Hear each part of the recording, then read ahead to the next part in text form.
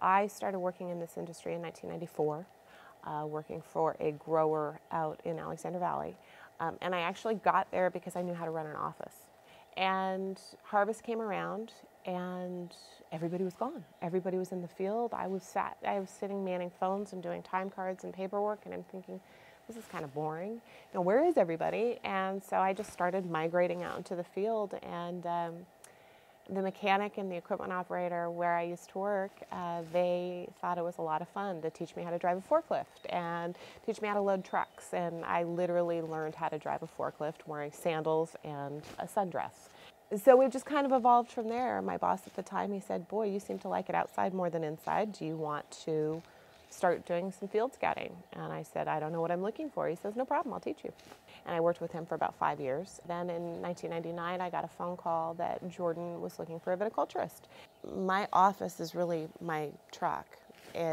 That's where I live. I've got papers and files and to-do lists and about 4 different, little tablets that I bring with me that I'm constantly scribbling on. There aren't a lot of female vineyard managers in Napa or Sonoma County, and it has been interesting. There are more women in this business than certainly when I first started. It's kind of this interesting dynamic, if you will.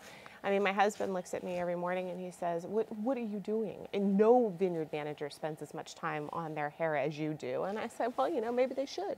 I think the things I like most about my job and the most challenging aspects of my job, honestly, are the same.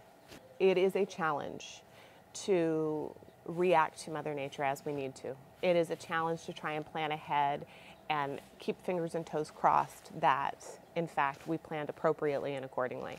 And when we nail it, when we plan ahead, we plan appropriately, we execute on time, and we nail it, there is nothing that feels better than that. It is a fantastic feeling.